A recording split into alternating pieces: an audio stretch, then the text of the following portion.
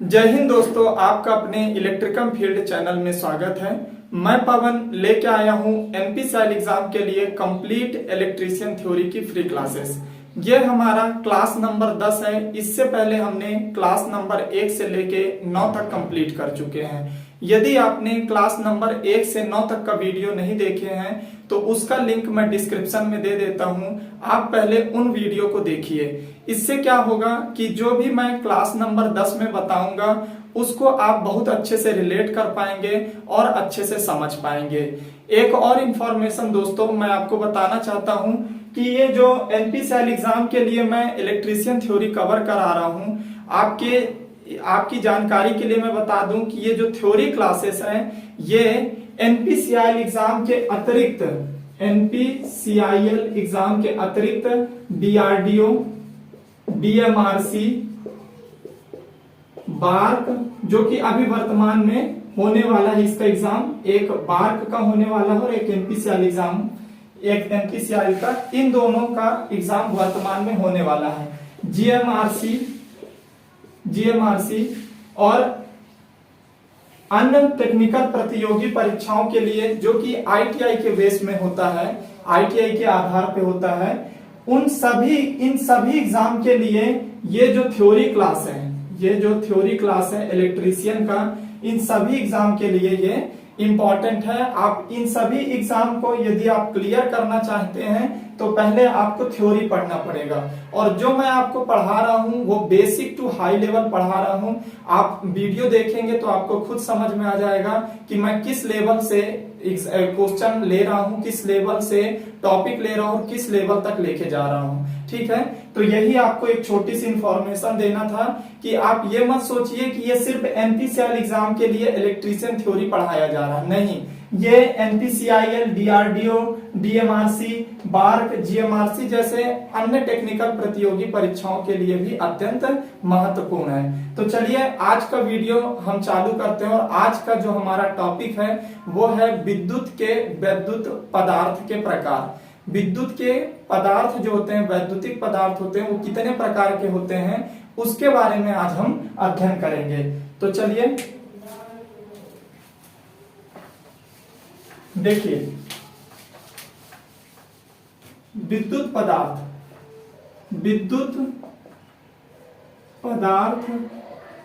के प्रकार, आप इसको कॉपी में नोट करते जाइए साथ साथ। ठीक है, मैं एकदम बेसिक टू हाई लेवल पढ़ा रहा हूं। यदि आपको लगता है कि ये बेसिक टू हाई लेवल नहीं है, यदि आप चेक करना चाहते हैं तो डिस्क्रिप्शन में मैं लिंक दूंगा, आप क्लास देखिए।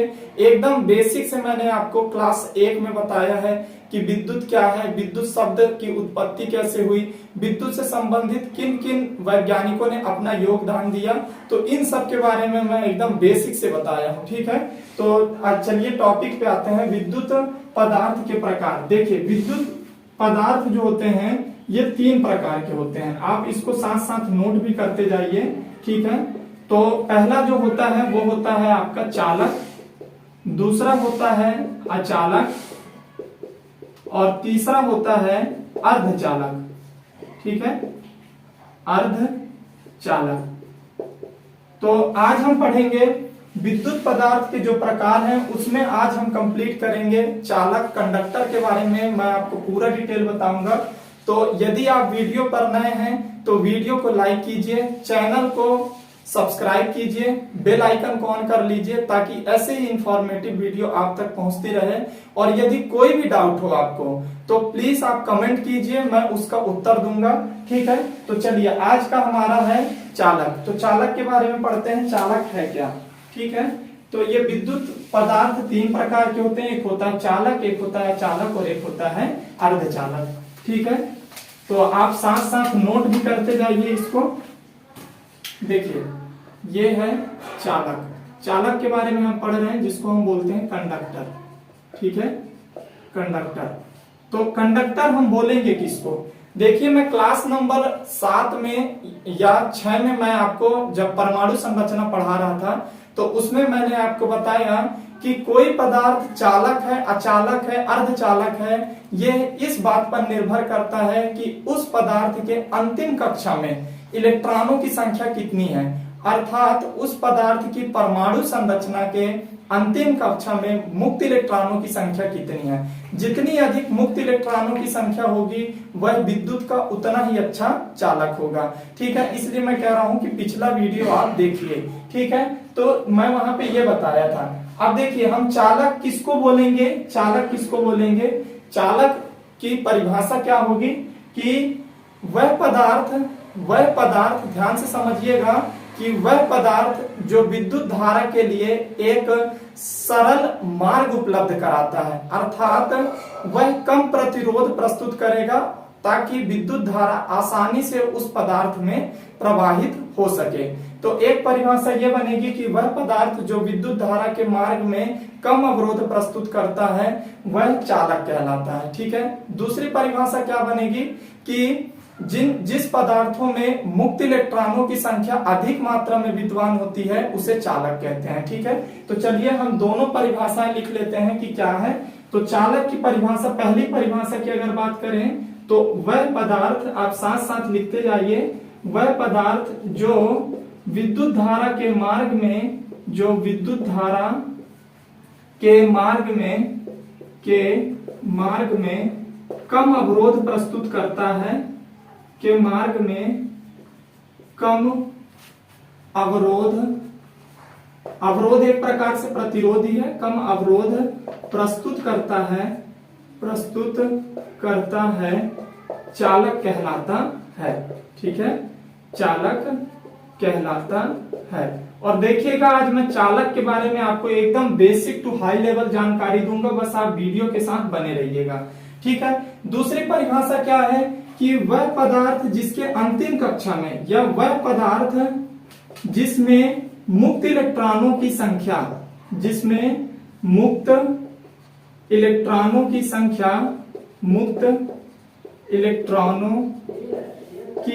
संख्या अधिक होती है, जिन पदार्थों में मुक्त इलेक्ट्रॉनों की संख्या अधिक होती है वे चालक कहलाते हैं, वे चालक कहलाते हैं।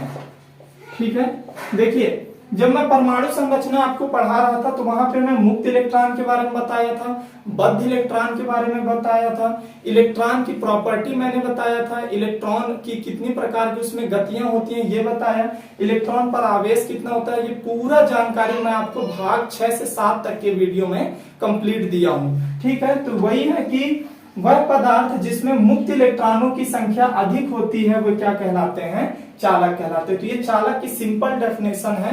ठीक है, कि चालक है क्या। चलिए अब इसमें आगे अपन बात करेंगे कि चालक जो होते हैं वो कितने प्रकार के होते हैं। ठीक है, आप ध्यान से देखिए जाइएगा कि मैं आपको एकदम बेसिक टू हाई लेवल जानकारी इस वीडियो में देने वाला हूं। ठीक है, तो देखिए, तो अभी जो अपन करेंगे वो करेंगे चालक के प्रकार। आप इसको नोट कर लिए होंगे आई होप। चालक के प्रकार, ठीक है, अपन आराम से करेंगे चालक के प्रकार और पूरा डिटेल करेंगे। ठीक है, टाइप्स ऑफ कंडक्टर। तो चालक 3 प्रकार के होते हैं। एक होता है आपका ठोस चालक, आप साथ साथ लिखते जाइए। एक होता है आपका द्रव चालक और एक होता है आपका गैसीय चालक। ठीक है, गैसीय चालक। तो हम यहां से एक एक डिटेल करेंगे। पहले ठोस चालक के बारे में पढ़ेंगे, फिर द्रव चालक के बारे में पढ़ेंगे और फिर गैसीय चालक के बारे में पढ़ेंगे। ठीक है, तो पहला हेडिंग डाल लीजिए आप ठोस चालक। देखिए ठोस चालक हम किसको बोलेंगे आप ये समझ लीजिए। ठीक है, ठोस चालक क्या होता है, वह चालक जिसका आकार और आयतन, अर्थात वह चालक जिसकी आकृति और आयतन क्या होता है, निश्चित होता है, उसे ठोस चालक कहते हैं। ठीक है, तो इसकी परिभाषा लिख लेते हैं कि वह चालक जिसका आकार, या आप कह सकते हैं इसको आकृति, जिसका आकार या आकृति निश्चित होता है ठोस चालक कहलाता है। ठीक है, देखिए ये हुआ ठोस चालक की परिभाषा। अब हम किसको ठोस चालक बोलेंगे? देखिए सिंपल है ये कि जिस चालक का आकार और आयतन दोनों क्या होते हैं, निश्चित होते हैं, वो ठोस चालक कहलाते हैं। इसमें कौन कौन से आएंगे? एक आ जाएगा आपका जितने भी धातु हैं वो सभी ठोस चालक के अंदर आ जाएंगे। सोना, चांदी, कॉपर, एल्युमिनियम, ये सभी किसमें आ जाएंगे? ठोस चालक के अंदर। तो इसका उदाहरण लिख लेते हैं कि सोना Au, चांदी Ag, copper Cu, aluminium Al, ठीक है, टिन ये पीतल, ठीक है, कांसा आदि, ये सभी क्या होते हैं? ठोस चालक होते हैं। क्यों? क्योंकि इनका आकार और आयतन दोनों क्या होते हैं? निश्चित होते हैं। दूसरा जो है अपना वो है द्रव चालक। आप क्वेश्चन कहां से पूछता है? क्वेश्चन यही पूछता है कि निम्न में से बताइए ठोस चालक है। एक ठोस चालक का दे देगा एग्जाम्पल, एक द्रव का दे देगा, या एक दो गैस के दे देंगे, ऐसे करके पूछेगा कि बताइए इसमें से ठोस चालक कौन सा है। ठीक है, तो आप इसको ध्यान रखिएगा। दूसरा जो होता है वो होता है द्रवीय चालक। ठीक है, देखिए द्रवीय चालक किसको बोलेंगे? वह चालक जिसका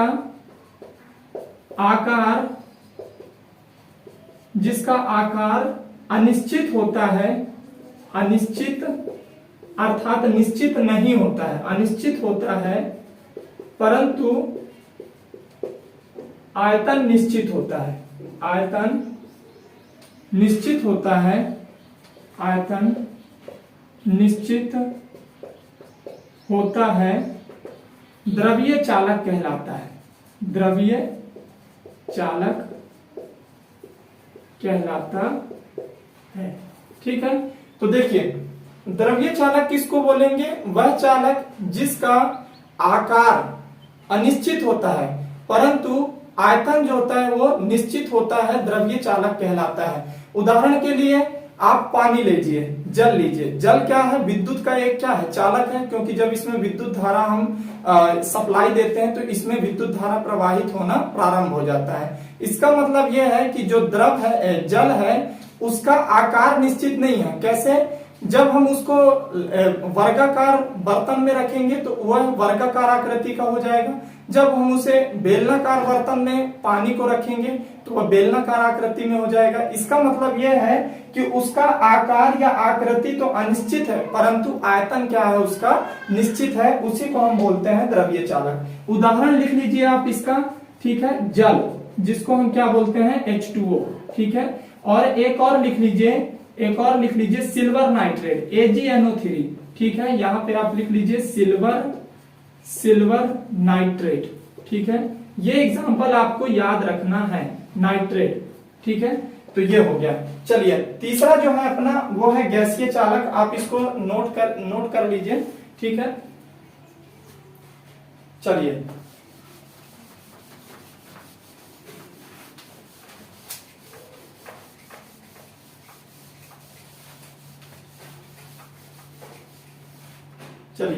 तीसरा जो है हमारा वो है गैसीय चालक।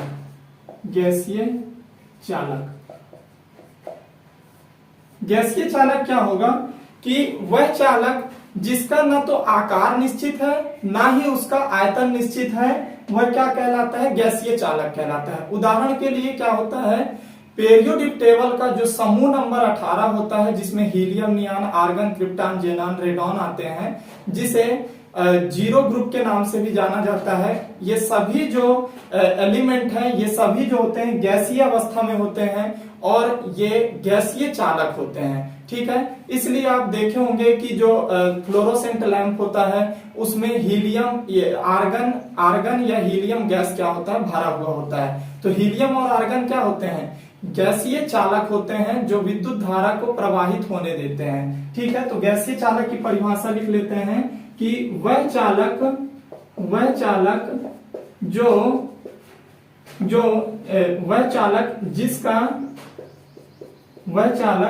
जिसका आकार व आयतन आयतन आयतन निश्चित नहीं होता है, निश्चित नहीं होता है, वह गैसीय चालक कहलाता है, गैसीय चालक कहलाता है। इसका उदाहरण क्या बनेगा, इसका एग्जाम्पल क्या होगा गैसीय चालक का, तो लिख लीजिए helium, neon, argon, krypton, xenon और रेडॉन, ये सभी जो होते हैं। या फिर वहां पे ऑप्शन में आएगा अक्रिय समूह, अक्रिय समूह, या इसी को बोला जाता है जीरो ग्रुप, जीरो ग्रुप। ठीक है, ये सभी क्या होते हैं, आपके गैसीय चालक होते हैं। आई होप इतना समझ में आ गया होगा आपको। तो चलिए नेक्स्ट अपना है, नेक्स्ट है चालक जो होते हैं उसकी क्या क्या प्रॉपर्टी होनी चाहिए। क्वेश्चन यहीं से भी पूछता है, यहां से भी पूछता है कि एक अच्छे चालक में क्या क्या गुण होने चाहिए। ठीक है, तो वहां पे ऑप्शन दे देता है कि वह महंगा होना चाहिए, वह आसानी से उपलब्ध होना चाहिए, वातावरण का प्रभाव नहीं पड़ना चाहिए या पड़ना चाहिए, ऐसे करके आपको दे देगा और आपसे पूछेगा कि इसमें से बताइए कि सही क्या है। ठीक है, तो यहाँ पे अभी जो अपन करना है वो है हमारा चालक के, एक अच्छे चालक के, एक अच्छे चालक के, अच्छे चालक के, एक अच्छे चालक के गुण, एक अच्छे चालक के क्या क्या गुण होने चाहिए, आप इसको नोट करते जाइए। ठीक है, देखिए पहला गुण क्या होना चाहिए कि चालक क्या होना चाहिए, सस्ता होना चाहिए। देखिए जब चालक सस्ता होगा तो सभी लोग उसको क्या करेंगे, खरीदेंगे। ठीक है, तो पहला गुण यही लिख लीजिए कि चालक क्या होना चाहिए, सस्ता होना चाहिए, चालक सस्ता होना चाहिए, ये गुण उसके अंदर होना चाहिए उस चालक में। ठीक है, दूसरा क्या है कि चालक सस्ता तो है लेकिन मान लीजिए आपके घर से 20 किलोमीटर की दूरी पर है, तो क्या आप वहां पे जाना पसंद करेंगे, नहीं। तो चालक सस्ता तो है लेकिन दूरी पर है, तो दूसरी प्रॉपर्टी क्या होनी चाहिए कि चालक सस्ता भी हो और सरलता से उपलब्ध भी हो। ठीक है, तो दूसरी प्रॉपर्टी हो जाएगी चालक सरलता से उपलब्ध होना चाहिए, सरलता से उपलब्ध होना चाहिए। ठीक है, तो ये प्रॉपर्टी है इसकी दूसरी। तीसरी प्रॉपर्टी क्या है, तीसरी प्रॉपर्टी ये है कि चालक हम लेके आ गए, ठीक है, अब हम उसको यूज कर रहे हैं और बाहर हमने क्या किया, मान लीजिए कोई कनेक्शन किए हैं तो उस कंडक्टर का उपयोग हम घर के बाहर कर रहे हैं। तो क्या होना चाहिए, हमको क्या रिक्वायरमेंट होना चाहिए कि वह जो चालक जिसको हम घर के बाहर उपयोग कर रहे हैं वह उस पर वातावरण का प्रभाव नहीं पड़ना चाहिए। मतलब ज्यादा धूप पड़े तो भी वह नॉर्मल रहे, ठंड पड़े तो भी नॉर्मल रहे, बरसात हो तो उसमें जल्दी जंग ना लगे।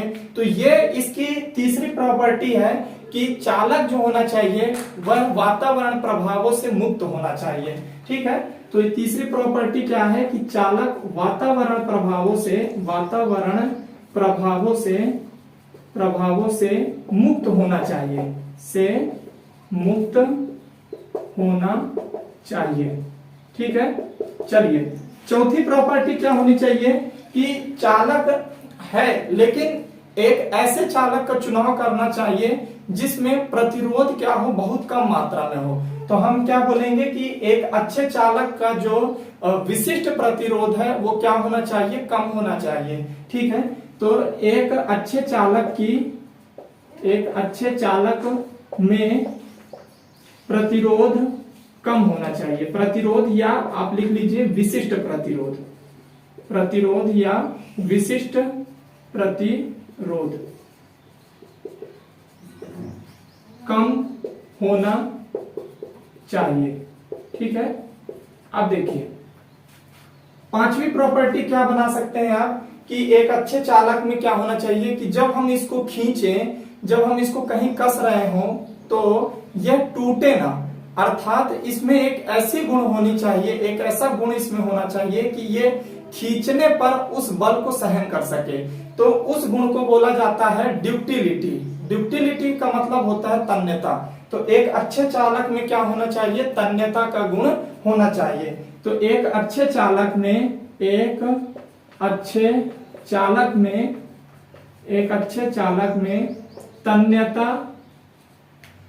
तन्यता का गुण होना चाहिए। ठीक है, तन्यता को क्या बोला जाता है, ड्यूक्टिलिटी बोला जाता है। ठीक है, तो एक अच्छे चालक में तन्यता का गुण होना चाहिए। अब देखिए एक क्या प्रॉपर्टी होनी चाहिए चालक में, कि मान लीजिए हम इसको क्या करना चाहते हैं, चालक को हम एक चादर के फॉर्म में बनाना चाहते हैं। ठीक है, हम इसको चादर के फॉर्म में बनाना चाहते हैं, तो उस चालक में ये गुण भी होना चाहिए कि वो चादर के फॉर्म में बन सके। उसको बोला जाता है, उस गुण को बोला जाता है आघात वर्धनीयता। हिंदी में बोला जाता है आघात वर्धनीयता, इंग्लिश में बोला जाता है मैलिबिलिटी। ठीक है, तो इसमें क्या होना चाहिए, एक अच्छे चालक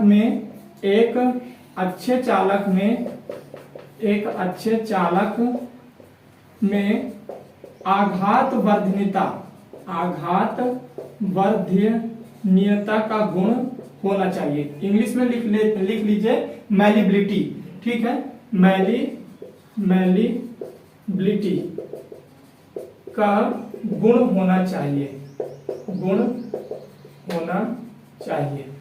अब देखिए नेक्स्ट क्या प्रॉपर्टी होनी चाहिए। देखिए क्वेश्चन यही से पूछता है। ठीक है, आपको प्रॉपर्टी दे देगा और पूछेगा कि बताइए गुण ये होना चाहिए कि नहीं होना चाहिए। ठीक है, तो यहाँ पे एक और प्रॉपर्टी क्या बन सकती है कि अब हम चालक को क्या कर रहे हैं, खींच तो रहे हैं। ठीक है, ड्यूक्टिलिटी तो आ गई उसमें। ठीक है, वह क्या हो रहा है, खींच तो रहा है।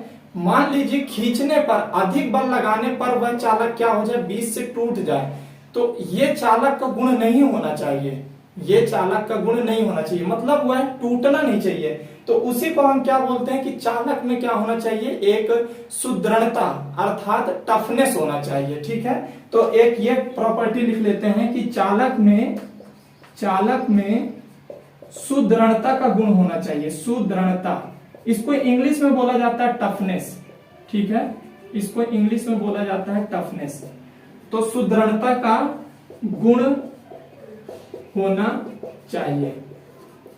ठीक है, तो आप ये कुछ गुण हैं जो कि एक अच्छे चालक में होना चाहिए, आप इसको नोट कर लीजिए।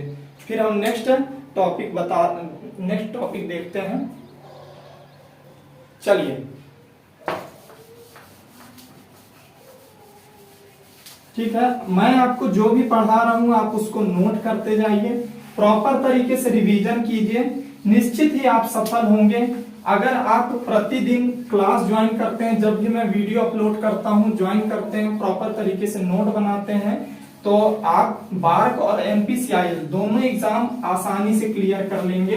ठीक है, तो चलिए नेक्स्ट टॉपिक है हमारा, वो है कि एक छोटा सा है कि क्वेश्चन पूछता है इसमें कि सबसे अच्छा चालक पदार्थ है, सबसे अच्छा चालक पदार्थ का, या हम लिख सकते हैं कि चालक पदार्थ का क्रम। ठीक है, चालक पदार्थ का क्रम, ये मोस्ट इंपॉर्टेंट क्रम है।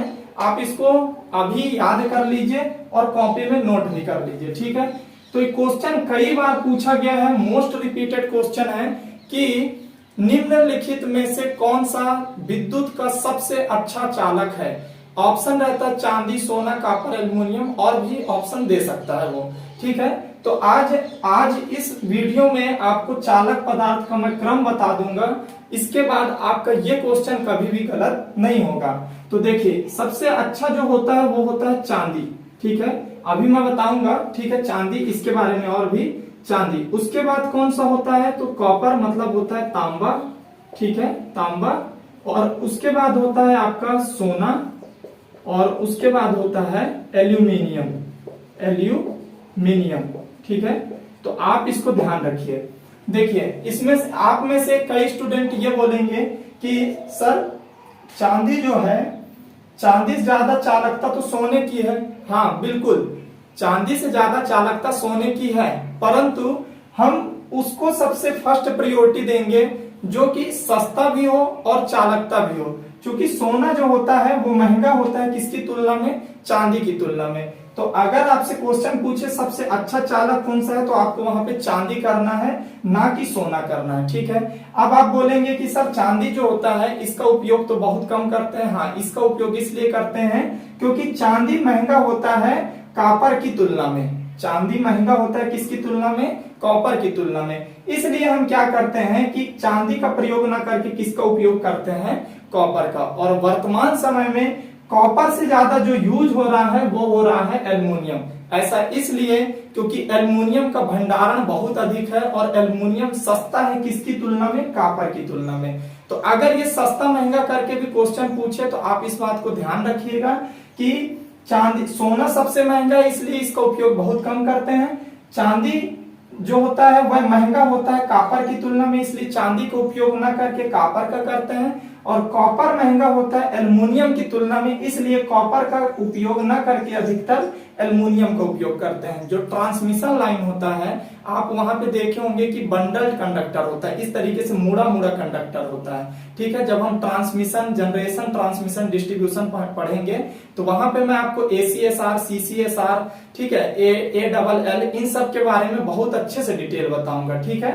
तो वहां पे देखिएगा कि सफेद सफेद जो रहता है कंडक्टर वो आपका एल्युमिनियम का होता है, ठीक है। तो ये कॉस्ट जो है ये बहुत अधिक पड़ता है, इस वजह से हम कॉपर का यूज ना करके जो ट्रांसमिशन लाइन होता है उसमें एल्युमिनियम का यूज करते हैं। तो ये क्रम आपको याद रखना है, मोस्ट इंपॉर्टेंट क्रम है ये, आपको ये याद होना चाहिए, ठीक है। तो चांदी, कॉपर, सोना और एल्युमिनियम। चलिए नेक्स्ट अपन करेंगे इसमें, ठीक है। देखिए अब क्या है कि चालक पदार्थ तो है, ठीक है, चालक पदार्थ है। अब चालक पदार्थ को कुछ चीजें जो होती हैं वो क्या करती हैं, प्रभावित करती हैं। तो आप नेक्स्ट टॉपिक डाल लीजिए। देखिए इससे पहले हमने किया, सबसे पहले विद्युत पदार्थ कितने प्रकार के होते हैं, 3 प्रकार के होते हैं। एक होता है चालक, अचालक और अर्धचालक। फिर हमने पढ़ा चालक के बारे में, चालक है क्या, चालक कितने प्रकार के होते हैं, 3 प्रकार के, ठोस चालक, द्रवीय चालक और गैसीय चालक, तीनों के बारे में मैं आपको बताया। उसके बाद एक अच्छे चालक में क्या क्या गुण होना चाहिए हमने उसको किया। उसके बाद हमने क्या किया कि जो चालक है उसका क्रम किया। और अब जो कि चालक को प्रभावित करने वाले कारक, चालक को प्रभावित करने वाले कारक, ठीक है। यहां से भी क्वेश्चन बनता है, ठीक है। चूंकि आपको मैं पहले ही बता चुका हूं कि मैं एकदम बेसिक टू हाई लेवल लेके जा रहा हूं, ठीक है। तो इसलिए इसमें ये टॉपिक ऐड होते जा रहे हैं। तो चालक को प्रभावित करने वाले कारक कौन कौन से होते हैं, तो देखिए कि चालक किन किन चीजों से प्रभावित होता है। पहला तो ये प्रभावित होता है वर्किंग टेम्परेचर से, अर्थात कार्यकारी तापमान। आप लिखते जाइए, समझते जाइए, कार्यकारी तापमान, जिसको हम बोलते हैं वर्किंग टेम्परेचर, ठीक है। क्या बोलते हैं इसको हम, वर्किंग टेम्परेचर। अब देखिए कार्यकारी तापमान किस तरीके से कंडक्टर को प्रभावित करता है। मान लीजिए कि हम कंडक्टर अपने घरेलू जो हमारा घर है उसके बाहर छत के ऊपर या फिर कहीं से भी हम बाहर लेके गए हैं, तो होगा क्या कि सूर्य का प्रकाश पड़ेगा, वह कंडक्टर क्या होगा, गर्म होगा। जब गर्म होगा तो उसके ऊपर चढ़ा जो इंसुलेशन है, मान लीजिए ये है कंडक्टर और ये जो व्हाइट है ये, इसको हम क्या बोल रहे हैं, ये इंसुलेशन चढ़ा हुआ है। तो जब ये गर्म होगा तो इसका इंसुलेशन क्या हो जाएगा, प्रभावित होगा, अर्थात ये पिघलेगा। जब ये पिघलेगा तो इसको क्या करेगा, कंडक्टर को क्षतिग्रस्त करेगा, ठीक है। तो इसलिए चालक को जो सबसे पहला कारक प्रभावित करता है वो होता है कार्यकारी तापमान, ठीक है। तो कार्यकारी तापमान जो है एक निश्चित तापमान होना चाहिए, एक निश्चित से अधिक जाने पर क्या होता है, कंडक्टर क्षतिग्रस्त होना प्रारंभ हो जाता है। तो पहला प्रभावित करने वाला कारक है कार्यकारी तापमान। देखिए दूसरा क्या है, कार्यकारी वोल्टेज, कार्यकारी वोल्टेज,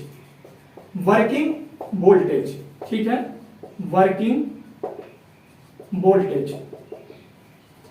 देखिए कार्यकारी वोल्टेज किस तरीके से प्रभावित करता है। मान लीजिए वह कंडक्टर बना है मात्र मान लीजिए कि 25 वोल्ट के लिए बना है। अब हम उस कंडक्टर में से 65 वोल्ट या आप मान लीजिए 110 वोल्ट प्रवाहित कर रहे हैं, तो क्या होगा, वह कंडक्टर क्या होगा, काम करेगा। कुछ देर बाद उसके इंसुलेशन क्या हो जाएंगे, क्षतिग्रस्त होंगे। इंसुलेशन क्षतिग्रस्त होंगे तो क्या होगा, उसका बाहरी आवरण खराब हो जाएगा और जो कंडक्टर है वो भी क्या होने लग जाएगा, पिघलना चालू हो जाएगा। तो वर्किंग कार्यकारी वोल्टेज भी के माध्यम से भी कंडक्टर क्या होता है, प्रभावित होता है। ठीक है, तो निश्चित कार्यकारी वोल्टेज होता है, हर एक कंडक्टर का एक निश्चित कार्यकारी वोल्टेज निर्धारित किया हुआ होता है। ठीक है, तो तीसरा चीज क्या प्रभावित करता है, तो देखिए इलेक्ट्रिकल और मैकेनिकल प्रेशर, अर्थात विद्युत एवं यांत्रिक दाब। ठीक है, इलेक्ट्रिकल एंड मैकेनिकल प्रेशर। ठीक है, तो देखिए जब किसी भी कंडक्टर में विद्युत धारा प्रवाहित की जाती है तो आपको ये बात मालूम होना चाहिए कि उस कंडक्टर में दाब भी लगता है। ठीक है, और यांत्रिक दाब का मतलब क्या है कि जो मान लीजिए कंडक्टर को हम अंडरग्राउंड लेके जा रहे हैं, ठीक है, अब हम उसके ऊपर कुछ इतना भारी पदार्थ रख देते हैं या इतना भारी वस्तु रख देते हैं कि उसका जो कंडक्टर है वो क्या होने लग जाए, उसका इंसुलेशन छिलने लग जाए या वह कंडक्टर सही तरीके से कार्य न कर पाए। तो इसका मतलब यह है कि इलेक्ट्रिकल और यांत्रिक दाब से भी कंडक्टर क्या होता है, प्रभावित होता है। इसका लास्ट है, ठीक है, और भी हो सकते हैं लेकिन अभी यहाँ पे ये चार ही हैं। ठीक है, तो इसका लास्ट ये है कि विद्युत एवं यांत्रिक दाब से प्रभावित होता है। आपको आई होप ये समझ में आ गया होगा। ठीक है, एक होता है रासायनिक प्रक्रिया, रासायनिक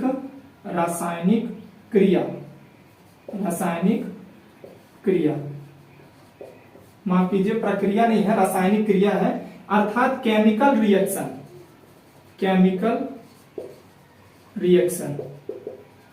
ठीक है, केमिकल रिएक्शन। तो यांत्रिक रासायनिक क्रिया कैसे, जब अंडरग्राउंड केबल होता है, हमारा जो नेक्स्ट लेसन है वो केबल और केबल जोड़ है, उसमें मैं आपको कंप्लीट डिटेल बताऊंगा। अभी आप बस समझ लीजिए कि जब अंडरग्राउंड केबल जो होता है उसमें क्या होता है कि हमारी जो मिट्टी होती है, उसमें विभिन्न प्रकार के रासायनिक पदार्थ होते हैं, आयरन होता है और भी बहुत सारे चीज होते हैं, उसमें घुले हुए होते हैं।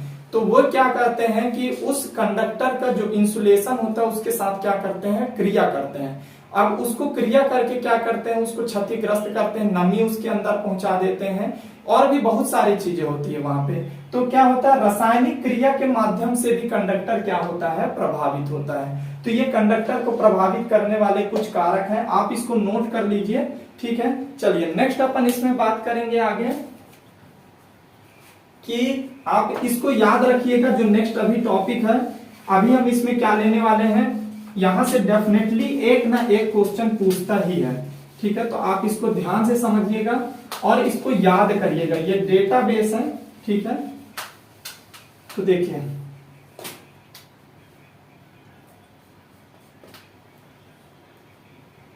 कंडक्टर महत्वपूर्ण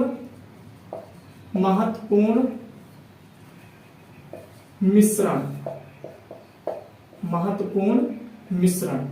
ठीक है, अर्थात कुछ धातुएं ऐसी होती हैं जो कि क्या होती है, मिश्रित होती हैं। वह सिंगल ना बन के क्या होती हैं, मिश्र के रूप में बनी हुई होती हैं, उसी को हम बोलते हैं कि ये मिश्रित धातु है। और देखिए सबसे ज्यादा एग्जाम में जो पूछा जाता है वो पूछा जाता है पीतल। ठीक है, पीतल की अगर मैं बात करूं तो इसको इंग्लिश में बोला जाता है ब्रास। और पीतल जो होता है किन किन चीजों से मिलकर बना होता है, ये मोस्ट रिपीटेड क्वेश्चन है हर एक एग्जाम में। इवन जेईई के एग्जाम में भी ये क्वेश्चन पूछा जा चुका है कि पीतल किसका किसका मिश्रण है। ठीक है, तो पीतल जो होता है यह कॉपर प्लस जिंक का मिश्रण होता है।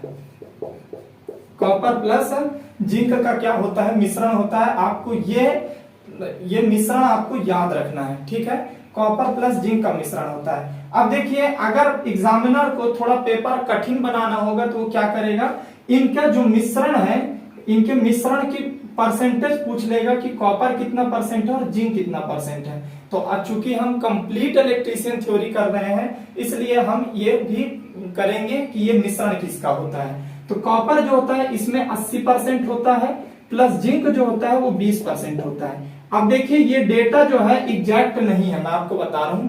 किसी बुक में 80 to 20%, 80 to 20% दे रखा है, किसी बुक में कॉपर 70% दिया है और जिंक जो दिया है वो 30% दिया है। तो आप दोनों वैल्यू क्या करिए, याद कर लीजिएगा, दोनों वैल्यू आप लिख लीजिए, ठीक है।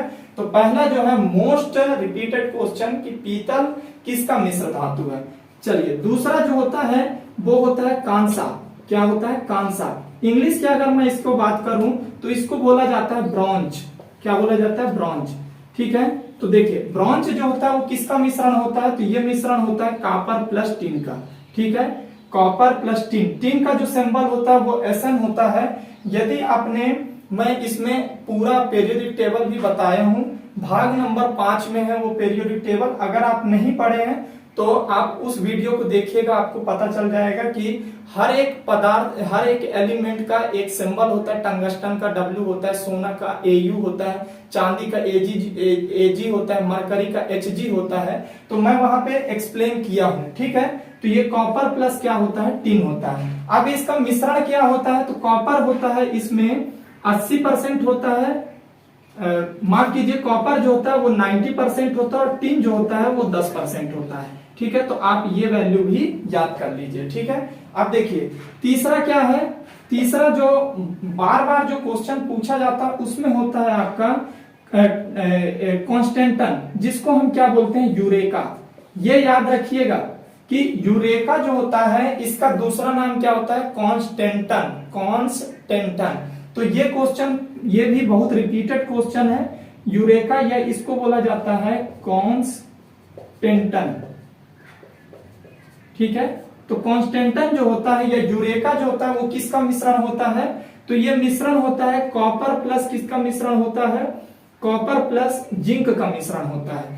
कॉपर इसमें कितना होता है, तो कॉपर इसमें होता है आपका 60% और जिंक जो होता है वो कितना होता है, 40% होता है। ये आपको याद होना चाहिए।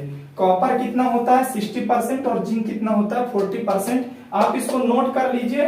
पीतल हो गया, कांसा हो गया, यूरेका हो गया, कुछ और भी मिश्रण है मैं आपको उसमें बता रहा हूं। माफ कीजिए, ये कॉपर प्लस निकिल होता है, कॉपर प्लस निकिल होता है, ठीक है। कॉपर प्लस निकिल होता है। कॉपर इसमें 60% होता है और निकिल जो होता है वो 40% होता है। चलिए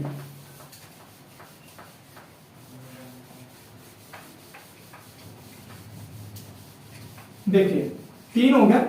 चौथा देखिए आप, जर्मन सिल्वर, ठीक है।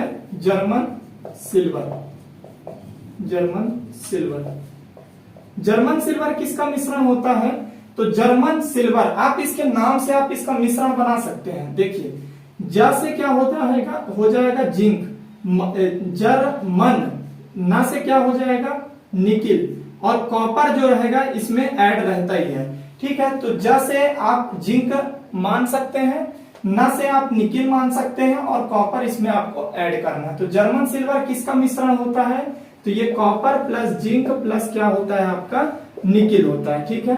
अब इसका परसेंटेज कितना होता है, तो कॉपर इसमें होता है 60%, जिंक जो होता है 25% होता है और कॉपर निकिल जो होता है वो कितना होता है 15%। टोटल कितने हो गए ये, हाँ टोटल हो गए 100%, ठीक है। तो जर्मन सिल्वर जो होता है copper plus zinc plus nickel होता है, कॉपर 60%, जिंक 25% और निकिल जो होता है 15%। नेक्स्ट जो है वो जर्मन सिल्वर के बाद जो आता है वो होता है आपका मैग्नीन। ध्यान दीजिएगा, मैग्नीन और मैग्नीज दोनों अलग चीज है, ठीक है। ये क्या है आपका, मैग्नीन है, ठीक है, मैग्नीन। अब मैग्नीन किसका किसका मिश्रण होता है, इसके नाम से देखिए, मैं से क्या हो जाएगा, मैग्नीज, Mn। मैग्नीज को किससे रिप्रेजेंट करते हैं, Mg से नहीं करते। Mg मतलब होता है मैग्नीशियम, Mn मतलब क्या होता है, मैग्नीज। और यहाँ पे जो मिश्रण बना है वो है मैग्नीन, ठीक है। तो ध्यान रखिएगा, तो मैं से क्या हो जाएगा, मैग्नीज, ठीक है। ना से यहाँ पे आप मान लीजिए निकिल और कॉपर तो ऐड रहता ही है, ठीक है। ये आपको याद करने का तरीका मैं बता रहा हूं, ठीक है। तो देखिए यहाँ पे क्या होगा, manganese plus nickel plus copper. Manganese कितना होता है इसमें 12% होता है, निकिल जो होता है 4% होता है और इसमें 86% क्या हो गया आपका, माफ कीजिए 84% जो हो जाएगा वो क्या हो जाएगा, कॉपर हो जाएगा।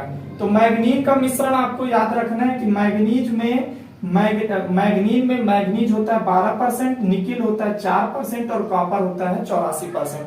आप यकीन मानिए जो NPCIL बार्क का जो फर्स्ट स्टेज का पेपर होता है जिसमें साइंस का एक पार्ट होता है, उसमें यदि आप यहां से इसको कर लेते हैं तो वहां पे आप इसको बहुत अच्छे से कर पाएंगे। ठीक है, तो ये होता है। तो जर्मन सिल्वर हो गया, मैग्नीन हो गया। नेक्स्ट देखिए एक है आपका नाइक्रोम। ठीक है, क्या है, नाइक्रोम। नाइक्रोम जो है ये एक हीटिंग एलिमेंट होता है। सबसे ज्यादा हीटिंग एलिमेंट के रूप में नाइक्रोम का ही प्रयोग किया जाता है। जब मैं आपको डोमेस्टिक अप्लायंस पढ़ाऊंगा तो वहां पे मैं आपको कंप्लीट नाइक्रोम के बारे में और भी बहुत सारी जानकारी होती है, वो मैं आपको वहां पे दूंगा। ठीक है, तो अभी यहाँ पे देखिए कि नाइक्रोम किसका मिश्रण होता है। नाइक्रोम जो होता है निकिल प्लस क्रोमियम। क्रोमियम को किससे रिप्रेजेंट किया जाता है, Cr से। Cm मत करिएगा, Cr होता है क्रोमियम। निकिल तो आपको मालूम है, तो निकिल जो होता है इसमें 80% होता है और क्रोमियम जो होता है वो कितना होता है, तो 20% होता है। तो ये बात आपको अच्छे से याद रखना है। नाइक्रोम ना से निकिल आप याद कर लीजिए और क्रो से आप क्या याद कर लीजिए कि क्रोमियम। निकिल होता है 80% और क्रोमियम होता है 20%। ये कुछ महत्वपूर्ण मिश्र धातु थे जो कि बार बार NPCIL, बार्क, DMRC, GMRC इन सभी एग्जामों में क्या किए जाते हैं, पूछे जाते हैं। इसरो में भी ये पूछा जाता है। ठीक है, तो चलिए आप इसको नोट कर लीजिए। नेक्स्ट अपन इसमें बात करेंगे। ठीक है, चलिए अब आप इसको नोट कीजिएगा ध्यान से। ठीक है, अब इसमें मैं आपको जो है मटेरियल, जो एलिमेंट है, उनके बारे में मैं आपको दो बातें यहाँ पे बताने वाला हूं।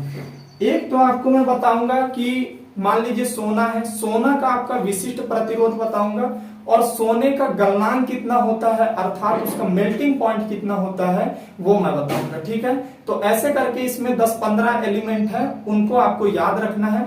डेफिनेटली यहां से क्वेश्चन पूछे ही जाते हैं। ठीक है, तो देखिए